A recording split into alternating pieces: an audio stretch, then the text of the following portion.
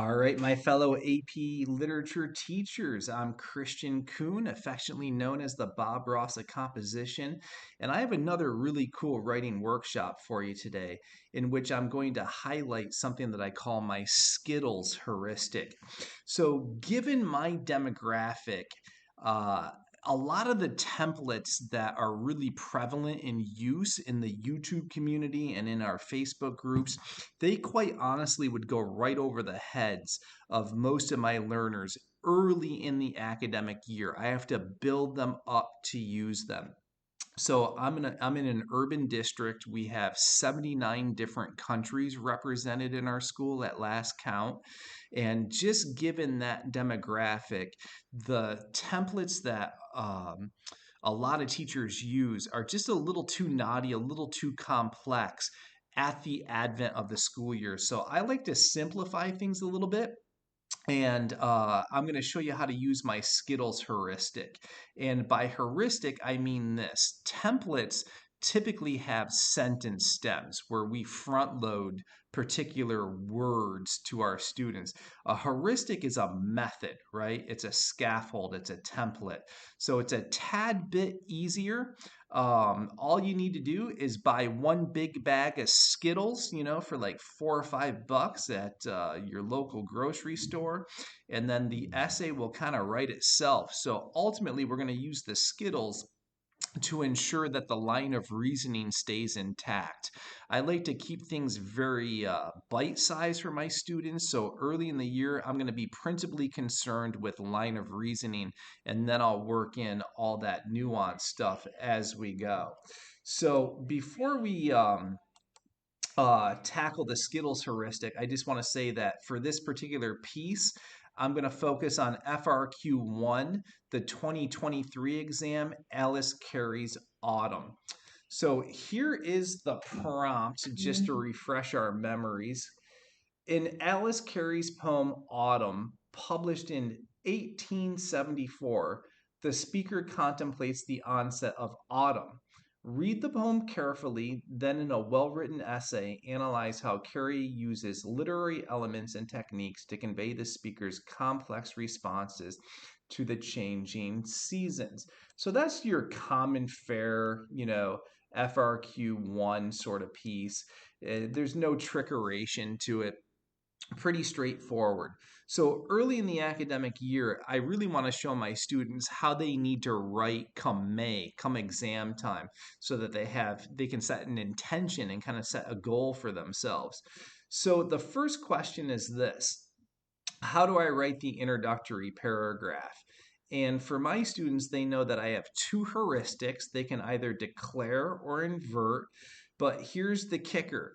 For literary analysis, I always have my students invert the thesis. For rhetorical analysis, I always have them declare. And then for the other expository modes like persuasion, argument, synthesis, research, it's a 50-50 coin flip. So for the entire AP Lit exam, for simplicity's sake, until my students get a certain degree of alacrity and independence, I just have them invert. So let me explain kind of this idea that I peddle around in the Facebook groups and when I work with the National Writing Project and present with NCTE. So my adage is this: you gotta Bob Ross your instruction. So as we ask that question, how do I write the introductory paragraph? Student is staring at a blank piece of paper or a blank screen. And I always tell teachers, position yourself as the expert writer in the classroom. Just like Bob Ross positioned himself as the expert painting in The Joy of Painting. And I want teachers to get to the easel, the canvas, and write. In other words, I'm going to air quote this: paint with and for your students. And the kicker is this: Bob Ross also used a heuristic. He called it the wet on wet technique. So every single time that he did a natural landscape, he just employed that wet on wet technique. And my students know that I got 3 templates, 2 choices for the introductory paragraph we can declare or invert. And then all body paragraphs are going to be written syllogistically. And I'm going to walk you through the entire essay here, and I'll highlight the inverted and the syllogistic template. Now, here's something that I really like in terms of simplifying prompts and decoding prompts. Implicit in that prompt, and you can do this for FRQ too as well on the AP Literature exam. Implicit in those prompts, and you can go back to the 1970s for this and unpack prompts. Really, what we're being asked is this. You have 2 questions that you have to ascertain. What is the authorial intent, and how does the author construct meaning? So teachers talk about exigence or universal truth, universal theme. I just refer to it as authorial intent. And then to break this down even further, I have my students do this. They take 3 sentences to get to the authorial intent, and they lead with it. And then the last sentence, so the introductory paragraph is just going to be 4 sentences long. So the last sentence is the thesis statement. How does the author construct meaning? And in answering that question, this is where students are going to drop their terms, their devices, techniques. And whenever you do that, that constitutes the thesis statement. So since the thesis statement is coming last, we refer to it as the inverted thesis. So let's break that down and kind of look at it graphically and enumerate all the essential pieces that are included in those 4 sentences. So as I already said, you're going to end with the thesis. How does the author construct meaning? You also need a little bit of context and background, and that's going to get shoved into those opening 3 sentences that hone in on the authorial intent. Given that this is an academic paper, I really want my students to read, write, think, and speak like college sophomore English majors come time of the exam.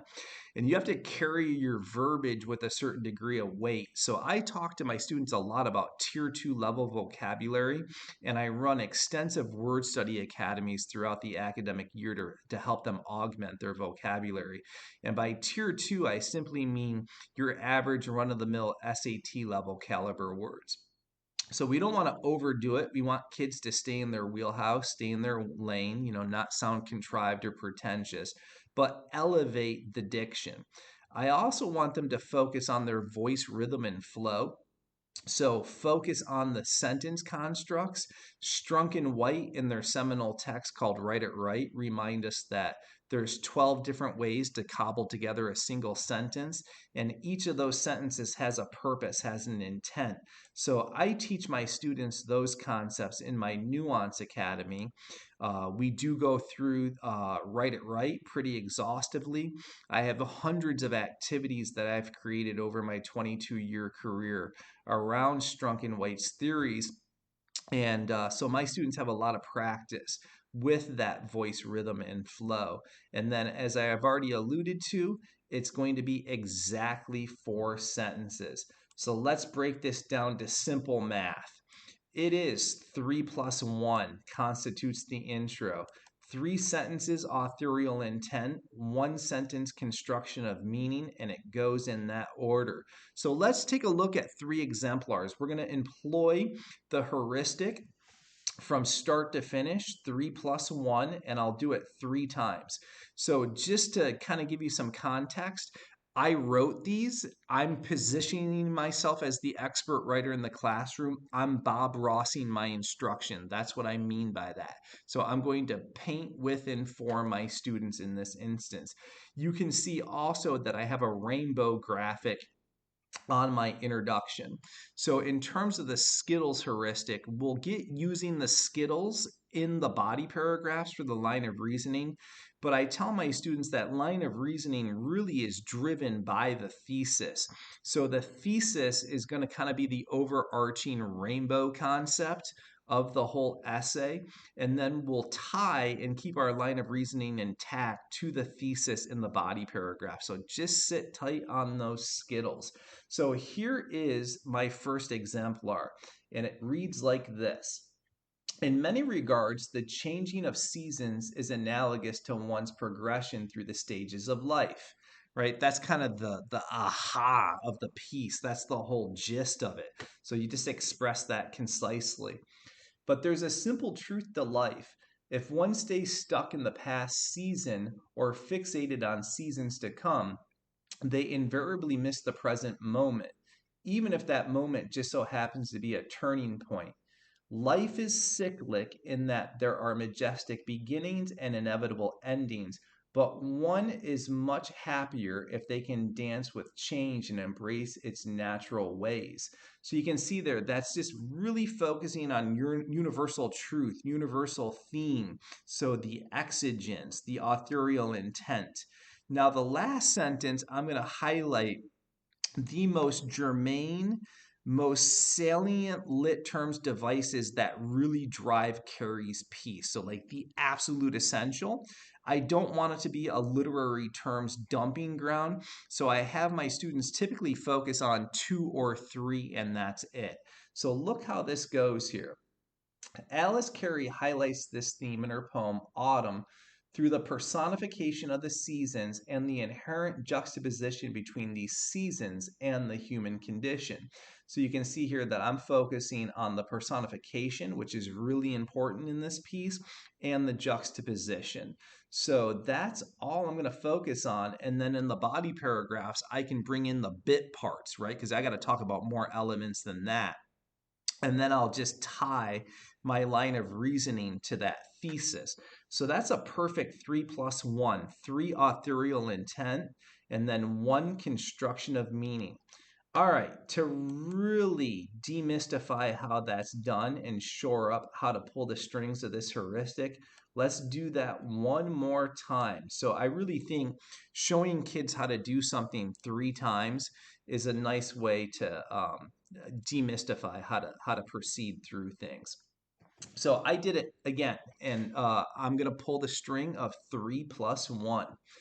It's human nature to be resistant to change, especially when such turning points mark an end to the light of life, right? So again, focus on the truthiness of the poem. In spite of this, however, nature marches on regardless and gives to every time and season its own unique beauty, whether it be like literal changes such as from summer to fall, or the consideration that the progression from cradle to grave also knows its seasons. Even though the human tendency is to resist change, when one gives themselves over to the sheer beauty and harmony of it all, the inner peace of letting go can be rather liberating. So that's 3 sentences in of authorial intent. 4th sentence, hit me with those terms, devices, techniques, but don't be a dumping ground. Alice Cary arrives at such a place in her poem Autumn through the personification of the seasons and the juxtaposition between the natural cycles of human existence and the cycles of nature. All right, so we're 2 exemplars in. Let's note the similarity. So the vocab is up in each without sounding goonish. I don't sound contrived. I don't sound, like a pretentious Princeton professor wearing, a tweed jacket with leather elbow patches, smoking a Sherlock Holmes pipe, right? I'm in my lane. I'm in my wheelhouse. The sentence constructs are all varied. I really don't like to see much parallelism in an introduction because that tends to create a droning rhythm, sort of like a da-dot, da-dot, da-dot. So especially if students are stacking independent clauses atop each other. So my students, with practice, will be really good with their syntax. So they'll be able to use things like dashes and semicolons. So I'm practicing that. I'm showing them how to use those things. And that's all part of the Nuance Academy. And as always, it's just 3+1, 3 authorial intent, 1 construction of meaning. So kids, teachers might look at that and say, I can't do that. And I protest and say, yes, you can. It's really easy. It takes a little bit of practice, but it can be done. And just have kids be comfortable in their simplicity early in the year, right? Bob Ross never dumbed it down, and I don't either for my students. I want my students to see good writing. So I'm going to do it a 3rd time. Here it goes. The season of autumn comes with its expected sadness, because this turn of fate invariably reminds one that they too will one day progress into eternal darkness. But in knowing that man shares this cyclic bond with nature, most people do not morbidly obsess over the fact that all life has an expiration date. So we are 3 sentences in. Last one, terms, devices, techniques. Alice Cary's narrator is one such character, in that as long as there is the spark of life, so is there hope that one day spring will return to restore all of its original beauty. And it can be that simple. So 3+1, keep the vocab up, keep those sentence structures flowing and supple, and out of the gate you have blazing speed. So one of the things I do as I'm working with students in writing workshops is I have them write their piece, and then I have these little rainbow stickers. And if I feel that they've done the inverted thesis correctly, I just place a sticker on their piece and say you're good to go.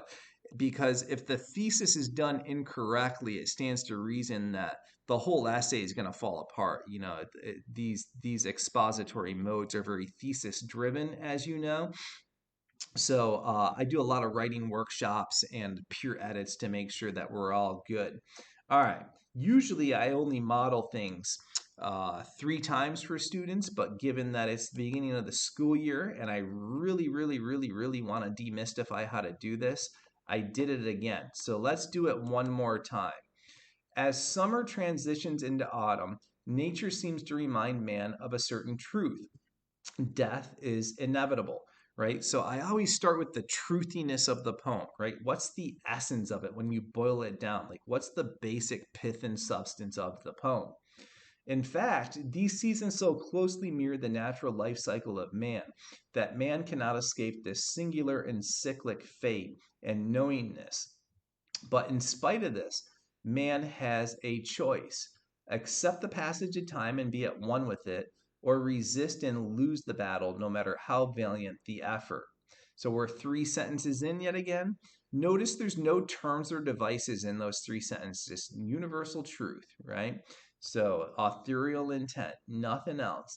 Last sentence, terms, devices, thesis. Alice Cary highlights these themes in her poem Autumn through light and dark imagery and the personification of the seasons. And that's all you got to do. So hopefully, seeing it 4 times, you're like, aha, I get what this guy is doing. And there's a certain simple magic to it. So if you're painting along with me in class, probably a good place to pause. Have your students write their introductions, look over their shoulders, make sure that they're crushing life before they proceed on. So there's still a lot of white space on our canvas, right? We're not done with this painting yet, because we got to ask ourselves the question, so how do I write the body paragraphs? And as I've already alluded to, we are going to proceed syllogistically. So let me give you a quick working understanding of the syllogistic method. I'm just going to give a cursory overview. In my YouTube channel, I have videos where I go over this more thoroughly, so you can just backtrack if you want to, but I'll at least explain it so that you can pull the strings of the heuristic and do the Skittles activity. So the syllogistic method is rooted in the Aristotelian tradition. Comes from Aristotle. He ran a school called the Lyceum, and the townsboys would go there to learn about polemics, oration, debate, wordsmithing, word wrangling. And they would often throw out these juicy, essential questions like, what is justice? And some of you may have read or seen Plato's Republic, where that essential question is featured. And these students and philosophical think tankers step to the proverbial mic and they drop their definition of what justice is. And Aristotle, just like us composition teachers, said, geez, some students do this better than others. What are the better students doing? So he, looked at the clockwork of their brains, and one day he had a eureka moment and he said, aha, they're thinking very computatively, very mathematically, very much with precision, lockstep precision. And he called it the syllogistic method. And like a math problem, it works from premise, premise, conclusion. So if I were to say premise number one, arsenic is deadly, and then I was follow it up by premise number two, my dog ate arsenic, you naturally conclude logically, uh-oh, Christian, that's not going to bode well for your dog. Your dog's probably going to die. And we would call that a syllogism. Aristotle calls that cogent logic, cogent thinking.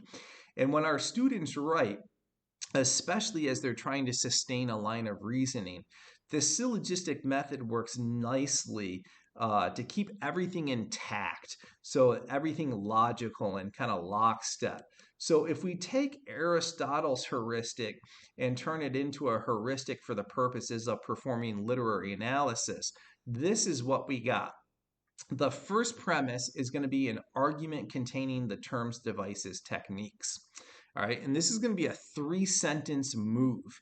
On FRQ1 on the AP language exam, which happens to be the synthesis paper, the College Board states a number of times, your argument must be central.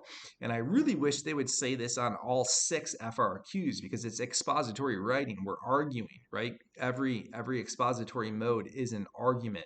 So I don't want to see any quotes or paraphrases or summation in those first 3 sentences. To keep the argument central, we're going to take 3 sentences. The 4th sentence begins the second premise, and this is where the textual support comes in, and we have a choice, quote, paraphrase. I like to see a teeter-totter balance between the two. And then here's the kicker. Body paragraphs need to be concluded. You just can't run like hell out of a body paragraph and like end on a quote. You got to conclude it. So this is where the textual analysis comes in. So I call it the links and the echo. You got to go back to the prompt. You got to go back to the thesis. You got to keep the promise the first premise. Students often ask me the following question. Mr. Kuhn, it's a heuristic, so there must be a certain amount of sentences that you're looking for in a body paragraph. And I say, aha, good question, very observant. A body paragraph, when you're going syllogistic, kids are shooting for 10 sentences, and I say try not to exceed 12. Otherwise, you're going to be bloviating and you'll probably break your line of reasoning. So to stay focused and to be thorough and succinct, I like 10 to 12 sentences. Now, here's another kicker for you. My students on all 6 FRQs, so I'm talking Lang exam and lit, my students only do 4 paragraphs on the exam. So intro, 2 bodies, and a conclusion. And I know some teachers are so wedded to that 5-paragraph idea that they're like, oh my God, Christian, you're nuts. My students have never been penalized on that. My students score very well. And 10 to 12 sentences times 2 is plenty of space to do a super thorough analysis. And my students tend to get the sophistication point well over the national average. And I think you'll see why when we take a look at the first premise and then how my students wield my Nuance Academy, my Word Study Academy, and in particular, especially for the purposes of this demonstration, how they keep their line of reasoning intact. All right, time to get out the Skittles. I'm going to show you the first premise. So as you can see here, I've placed a red Skittle, a green Skittle, and a yellow Skittle down on this. And as I've already told you, the first premise is going to be 3 sentences long. I'm not a super big fan of sentence stems.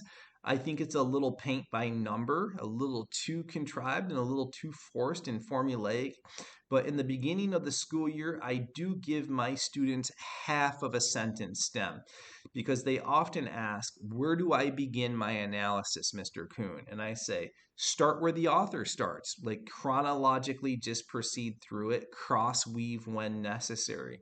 So the sentence stem that we use in the beginning of the year is just this. Right from the onset, comma.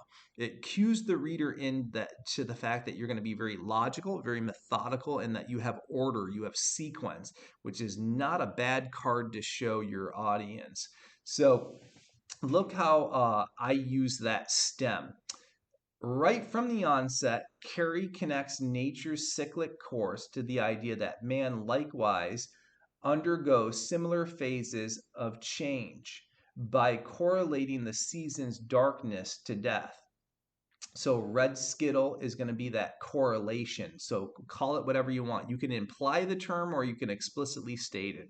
So that's looking to be like a juxtaposition, a dichotomy, a binary. So we'll find out in the rest of the paragraph. She also suggests that it is human tendency to want to resist the inevitability of such changes from light, life, to dark, in personifying each of the four seasons. Cary furthers the idea that the human condition is inextricably linked to the very same fate of all of life. All right, so next to each term and device that is used or technique, I'm going to place a skittle, right? I love it when my students can multitask the first premise. Otherwise, the essay is going to be very plotting, and it'll be one paragraph tone, one paragraph syntax, one paragraph diction, one paragraph personification, and you so are not going to get the sophistication point. And you probably are not going to score very well because that's very elementary. We don't want our students doing that. So I like the idea of the first premise over the idea of a topic sentence because it gives space to multitask and see how all the parts interconnect and interlink with each other. So now, as I move into the fourth sentence, which is the transition into the second premise, I need to get a quote and or paraphrase for that red skittle. So I'm going to have a red skittle in my second. I'm going to connect the red to the red. I need a quote and or paraphrase for that red. I need a quote and or paraphrase for the green and a quote and or paraphrase for the yellow. So here's what I literally do when I write. I get that first premise and then I go quote hunting or paraphrase hunting. I have to align those skittles in order to keep my line of reasoning intact. So one of the things that I tell my students is pause, go get your quotes. I want them to quote with absolute sheer deliberation. And here's the reason why. The first premise is akin to a promise. I promise you, dear reader, that I'm going to talk about these three terms, devices, techniques. And I'm going to have to substantiate it with the text, right? I'm going to use the text to help me advance my ideas. So it's really essential that they keep the promise of the first premise. So let's look at the fourth sentence, all right? And mind you, this is all still one paragraph, right? I'm piecemealing it for you. And voila, there you have it. You can see the red, the green, and the yellow. So let's see how this works. Usually in the fourth sentence, I tell my students, get quoting, get paraphrasing. Early in the year, I want them to quote, all right? I really want to work on embedding quotes and quote transitions and having everything sound silky smooth. And I'll give you a heuristic within the heuristic for that in just a second. So look at this. You go in order, right? You dropped red first in the first premise, so you go red first in the second premise. Immediately drawing upon the juxtaposition of light and dark imagery, it is mentioned that shorter and shorter now the twilight clips the days, as though the sunset gates they crowd. All right, how is that done? I call it the 5-word rule. If a student places a minimum of 5 words in front of the quote and keeps the quote relatively small, it should sound conversational. And as you'll see in some of my quotes down below, in order to make it conversational, you're going to have to model and show your students how to bracket the text. So kind of like bastardize the language of the quote to make it fit your conversational tone. So we got a quote that matches and aligns with the juxtaposition. So I would have my students drop the red skittle. They've kept the promise of the first premise. But when you quote, you got to analyze it. So look what happens after we drop the quote. As one progresses from the cradle to the grave, and as seasons pass from spring to autumn, there's a literal loss of light. With each and every passing day, the seasons, as well as the individual's life force, grows more dim. But just like most of mankind himself, the seasons of lightness likewise throw up resistance to change, especially when they save by fits the warmer air deceives, and stealing hopeful to some sheltered bower, she lies on pillows of yellow leaves and tries the old tunes over for an hour. All right, end quote. So this was a hard poem. Like I find old school poetry with the more antiquated language, it's difficult to keep it sound conversational more so than contemporary poetry. So that's an important point to bring up with your kids. But look at this. We just dropped the green Skittle, right? That quote correlates, it corresponds, it's germane, it's linked to the green Skittle we dropped in the first premise. So we quote, we analyze. It's a 1-2 punch. The old tunes are the melodies of spring, a time of young and vibrant life that is merely a memory once the autumn of one's life settles in. And this is the thing, the seasons likewise have memory and want to hold on to the light of happier days. Man and nature steal these numbered days when they come to an end point. And just like the flowers themselves, man and roses will take off their tire of red. The mullein stalk its yellow stars have lost, and the proud meadow pink hangs down her head against earth's chilly bosom, witched with frost, right? So now we got the yellow. That quote absolutely aligns with the promise of the yellow Skittle, right? So you're basically your rainbows dropping the color double, right? If you drop it in the first premise, you got to drop it in the second premise. So now the line of reasoning is perfectly intact. We have quotes and or paraphrases for everything that we promised in the first premise. But again, you can't just leave quotes. So look at this just quick one sentence analysis of that. Just like this rose, man will endure the same fate and shed the spring's beautiful light. But we're not done, right? You got to really wrap it back to the thesis, the prompt. So let's conclude the thought. The conclusion of the syllogism usually takes 2 sentences. Sometimes students need a third, and real efficient writers can just do it in one fell swooping sentence. So again, this is not a paint by number heuristic. Students need to make intelligent choices as writers, and as the academic year progresses, my students can articulate their choices. They're like, all right, I needed 3 sentences because, or, I felt like I could wrap it up in 1 sentence because. So as long as they can articulate it and it's a good solid reason, I'm good in the hood with it. So look at my conclusion here. All of life is sealed to this singular fate. Whether it be a blade of grass, a pesky bug, or a baby born yesterday, the 4 seasons will trace a finger along the lines of the passage of time, and invariably all life will return to darkness. And that is a perfectly cogent syllogism, right? All of the textual support was aligned to the promise of the first premise, right? And all I did was, if I promised red, then I needed a red quote. If I promised green, I need a green quote and or paraphrase, yellow.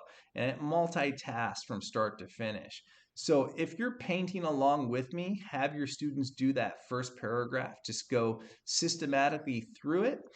Start with that first premise. Have them use the stem right from the onset. If they're adventuresome, have them wield their own wording that just indicates that they're going to have a chronological approach to it. Go quote hunting and get dropping those Skittles. So my students typically just glue the Skittles to their paper, or we work in Canva and write the essay in Canva and use little digital Skittles. But they much prefer the real deal because they get to eat them while they construct, and that's a good motivating factor for students. But we still, nonetheless, have a lot of white space on our paper. We have to do another body paragraph. So the question is, what do I do next? And it's simple. You just bust out another syllogism. Use the heuristic all over again. So you're gonna, because we're only in the middle of the poem. We still have the middle and the end to analyze. So multitask that first premise again. 3 sentences. Change the terms, the devices, the techniques. Change the quotes, paraphrases, right? Change the colors of the rainbow. So we haven't used blue, we haven't used purple, We haven't used orange yet. So, maybe you're going to multitask with 3. Maybe you'll multitask with 2 terms. It does not matter. So just bust out another syllogism. 4th sentence is the transition into the 2nd premise. You're shooting for 10 to 12 sentences. So on your lonesomes, I have my kids do that, and I like to get them independent as early as possible. So I've modeled enough. They should be good to go. But in saying that, we still need to wrap up the essay. I want to show you a few stems that I use early in the academic year. Ultimately, I want to get my kids away from contrived sounding stems. I just want them to naturally conclude without the assistance of training wheels and scaffolds. So I wrote one as a model that does not use any stems. And I know some of my stronger writers early in the academic year can follow my lead. Some kids are going to need stems, but ultimately I want to wean them off of that. So here's my conclusion paragraph. I tend to do it in 3 or 4 sentences. Real quick, get in, get out, done, because we've said virtually everything that we need to say. So I kind of liken this to the grand finale of a fireworks display. Hit the theme hard. Hit the universal truth hard. Entrenched into the DNA of every living thing are the seasons. No matter what it is, the 4 seasons will literally and figuratively touch the course of every living path, all the way until the final speck of life gets snuffed out. But for as long as there's life, most of nature will hold strong to the lighter, warmer days. All right, that might be hard for some students. So let's try that again. I have some stems that I use with my students, and one is in a global sense, comma, right? Because we're basically going all the way back to the thesis, all the way back to the prompt in our conclusion. So let me model for you how I use in a global sense. In a global sense, the passage of life is analogous to the passage of the 4 seasons. From spring to summer, from autumn to winter, life's natural course is to lose the light of life. In spite of the shared fate, however, man's natural impulse is to preserve the light for as long as possible. So in my classroom, I also have a little poster that looks like this. It's just some of our common conclusion stems. So simple things like simply said, comma, evidentially, in no other words, when it is all said and done at the end of the day, right? So we know that we're concluding. So some indicator that you're concluding. Again, ultimately, I don't want my students using these stems, but some of them need them. And especially early in the academic year, some students need more scaffolds up in place to hold them upright than others. All right, I'm at the end. Happy teaching, happy writing. Hope you liked this and found it useful. It's a very easy heuristic. And for those that have any questions or want to reach out to me just to say hello or shoot me a line, shoot me a question, my email is teachingwritingcoach@gmail.com. I also have a webpage, teachinghowtowrite.com. Many of you know I'm a lead teacher for NWP, and I'm presenting this year yet again for NCTE. So I have on my webpage there a whole bunch of information about the professional development opportunities that I offer throughout the calendar year with NWP, and also my comings and goings with NCTE. And then I also do some webinars with Perfection Learning throughout the year as well. I tend to do 4 of those a year. So check out that webpage for dates, times. Most of the stuff is free and at your disposal.